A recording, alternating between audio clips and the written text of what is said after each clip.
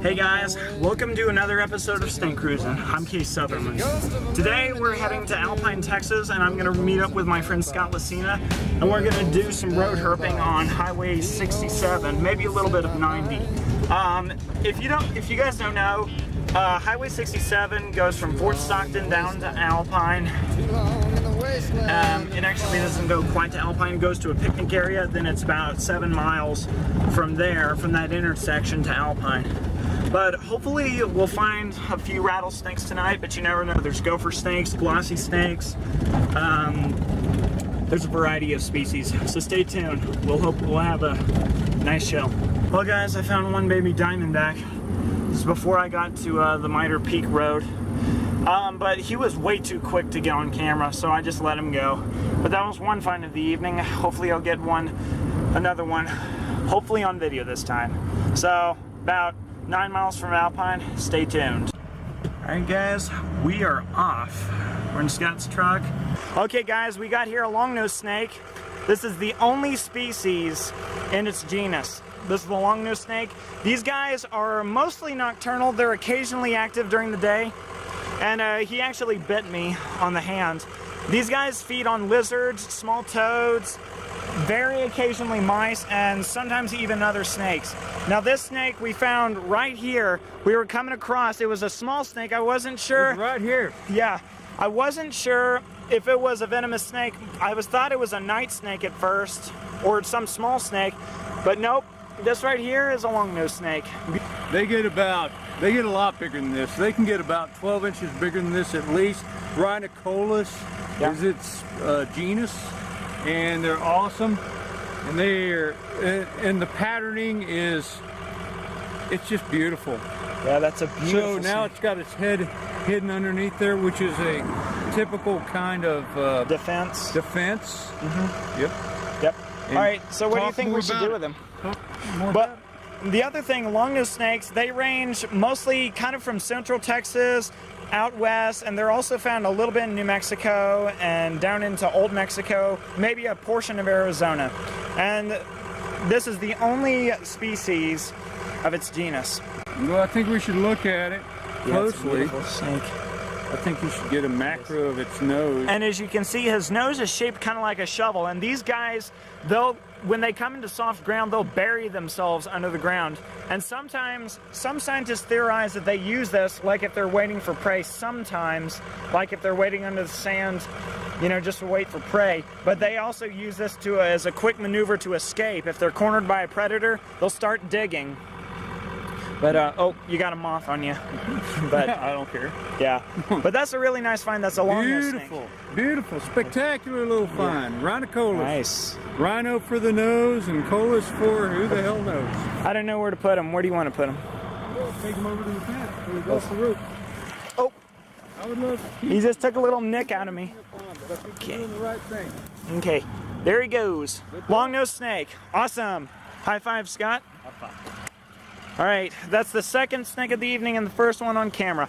Hopefully we'll find maybe a couple more. Hey guys, guess what? This right here is the desert porcupine. Man, I would not want to stick my hands in those right there. How would it get a handful of quills? He must be out and about tonight. That's cool. I've never seen a porcupine on the flats in a very long time. Okay, there he goes. And there's a bunch of rabbits out here.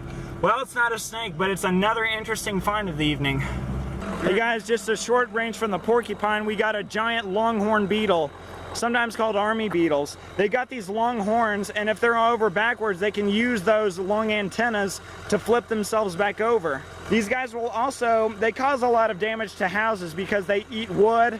These guys are strictly vegetarian. Even though he looks menacing, he's strictly vegetarian, but he could still draw blood on me. I mean, these guys are pretty... Scott wants to stick. Go ahead, stick your finger. This is jackass. Do you want to take? The belly. Look at that belly. That's a big old thing. Yeah, that's creepy. All right, we're gonna keep looking for snakes, but those are two nice finds: a porcupine and a longhorn beetle. Let's go. Hey guys, we got a Chihuahuan night snake here. Now this is a back fang snake. He is mildly venomous. He's got fangs roughly under the eyes, and they're not hollow fangs like the rattlesnakes. They're grooved teeth, and what he does, he chews the venom in. And a lot of people kill these snakes because of their cat-like eyes, and they think that's a rattlesnake. Here, Scott, hold them for a second.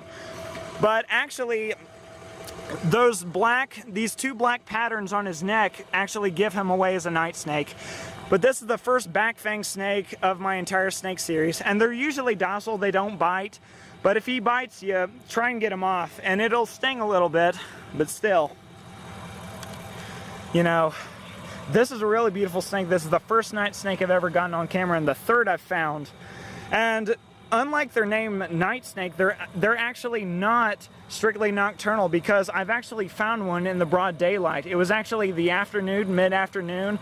I recognized the patterns a little time later on. I wasn't sure what snake it was, but I knew it was non-venomous. But then I found out later on it was a rear-fanged night snake.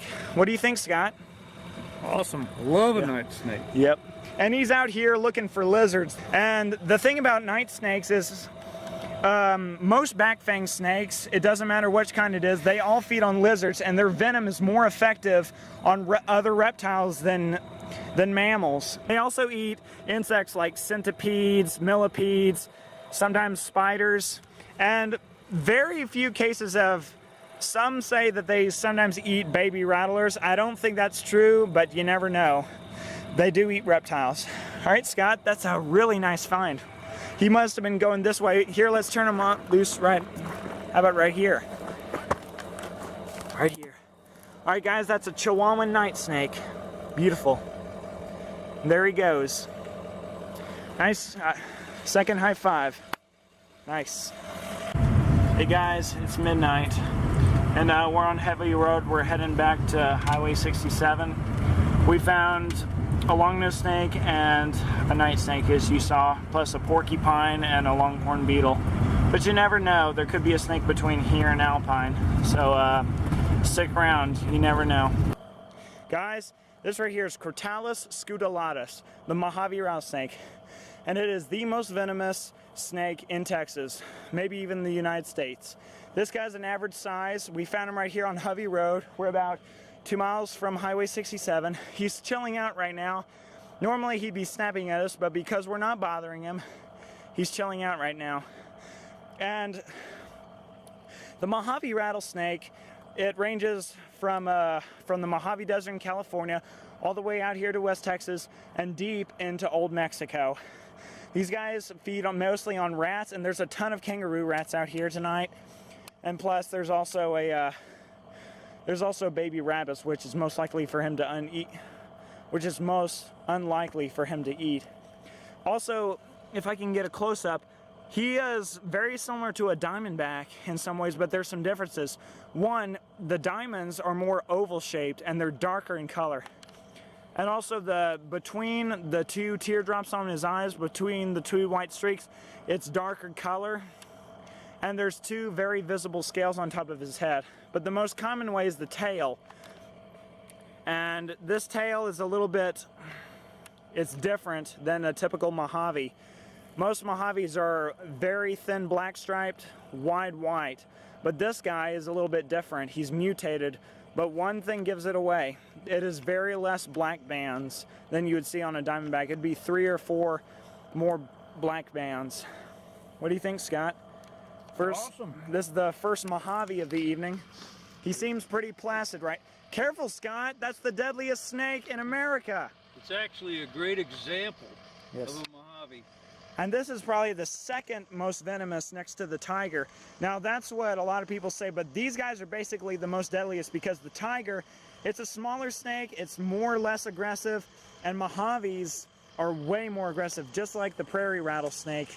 And they're definitely as aggressive as the prairie rattlesnake. So he's got these huge scales in between his eyes compared to the very tiny scales that Atrox or Diamondback may have. But also notice how he's flattened out. He's trying to soak up every bit of warmth off the road right now. Yep.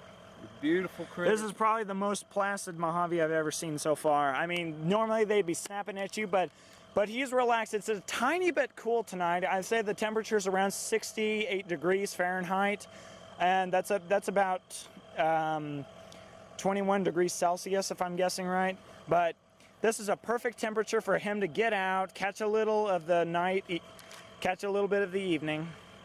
And plus there's a lot of mice out here that he can feed on. But right now he's just chilling out and we'll just leave him be. He seems happy. And yeah, that's a nice Mojave rattlesnake. Most venomous snake in Texas, maybe if not America. So that's the first pit viper we've had on camera this evening. Hopefully we'll find another one. See ya. Alright guys, I'm just leaving the Lost Alaskan. We had a really nice night. Hope you've enjoyed today's episode of Snake Cruising. See you guys soon.